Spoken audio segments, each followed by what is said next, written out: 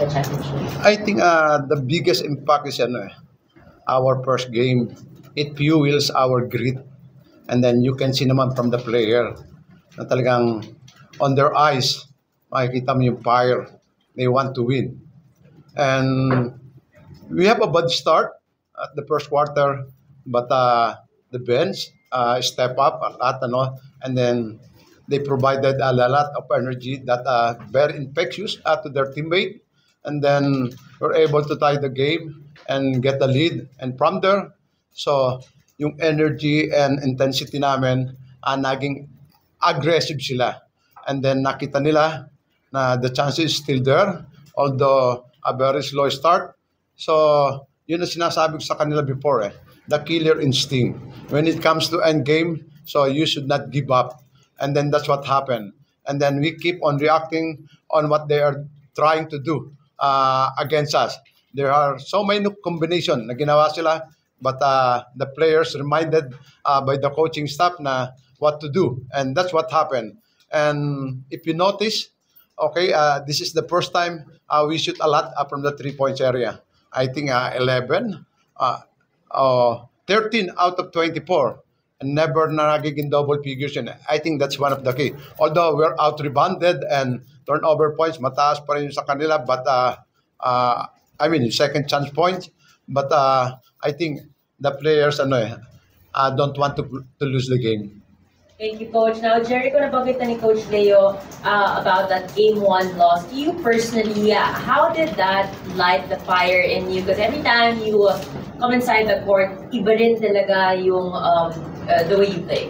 Yun nga, una-una, sayang yung pagkatalo namin nun eh. Kasi akala namin na we have a chance to win the game. Ayun nga lang, natulan ng minus ng points namin, natalo kami. Pero tapos na yun eh, move on na kami doon. Katulad ng mga sinasabi nila coach, sila Boss Al, pagpasok namin, paglaro namin, talagang put that in your head na every game parang it's your last game. Kaya ako, specifically sinasabihan ako ni Boss Al na laro mo na yung laro mo. Hayaan mo na yung mga taong nagsasabi na ganito, ganyan ka. Kasi ganyan ka maglaro eh. Let it be. Laro mo yung laro mo. Yun lang yung sinabi sa akin. Pero ganun din sinasabi sa akin ni Coach Leo din. We're now ready to entertain questions from the press. Jericho, congratulations. Jericho, three pointers kanong fourth quarter. Very crucial.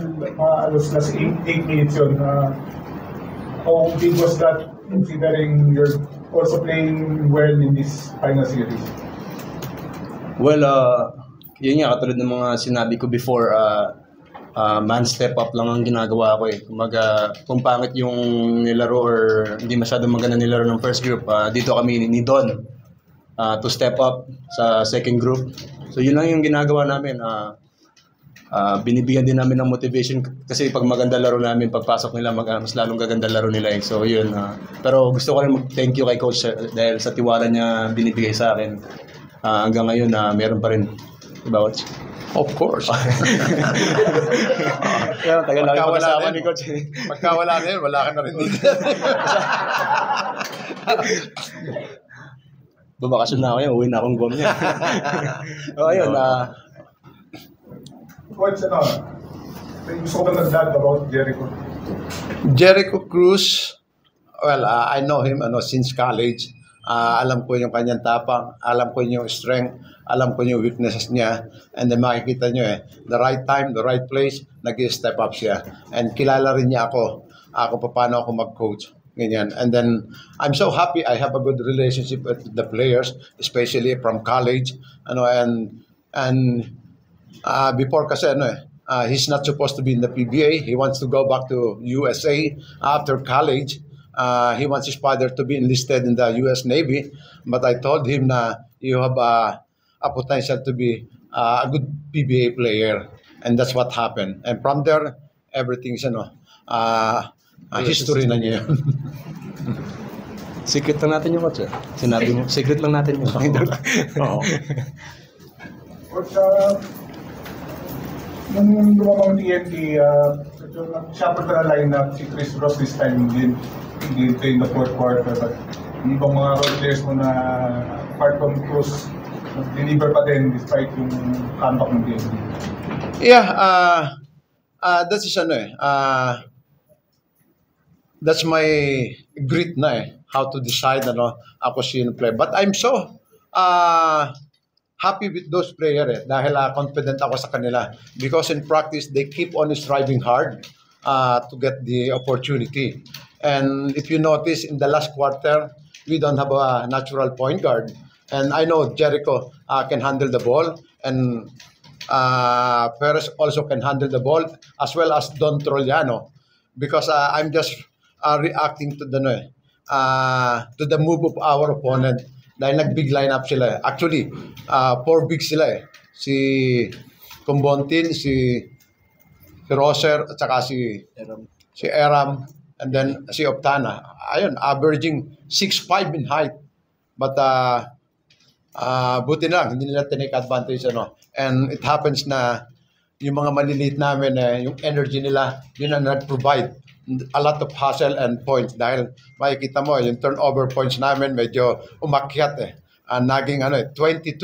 At the start kami marami turnover But only one thing ang gusto kong i-appreciate sa kanila everybody wants to win and talaga nakapokus sila Naandun yung sense of urgency.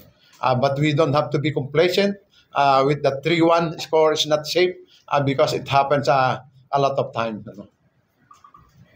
Coach, anong sabi mo sa depensa nyo kasi nung first half na limit nyo si Octana, hindi nakascore. Yung shooting nila hindi ka nag-click Ano lang masabi sa depensa? If you notice, Tokentik is shooting a lot from the 3-point area. Actually, yung first 2 games nila, more than 50% ang kanilang tira sa labas So we have to extend our defense from the perimeter because they know their big man at the post minimal lang yun yung impact maybe because that's the philosophy of the coach Every coach naman have the different philosophy but they are successful in that but this is a championship game so everybody have their own adjustment and I think our adjustment nag-click para sa kanila. Coach, marami ng injury ang TNT. Tingin mo ba advantage to sa inyo heading into Game 5? Yeah, this is a championship game. Those injured players, nakita naman natin we thought na Eram will not play because of the degree of nangyari sa kanyang sprain but he's here playing I think mahaba pa rin yung kanyang nilaro but and then some of the players si Enciso and then players injury but that's part of the game you can never know what will happen so may injury sila o wala they keep on fighting hard and nakita naman natin until the last 8 minutes doon lang kami humabol. Coach, nakikita ko ba magulang sa team mo kasi halos parang kahit adversity na overcome yun sa series meron po bang kulang para sa'yo? Yeah, I think yan yung yan ang nakikita na marami na sabi nila kompleto kami team. There's a lot of improvement for our team. That's the thinking of the management and the coaching staff. We have to keep on improving. So we cannot settle for this performance, but we have to excel in some department because that's how we compete. You keep on learning every day. Alright, if there are no more questions, that is it for our post-game press conference. Thank you, gentlemen. See you in Game 5. Thank you. Thank you.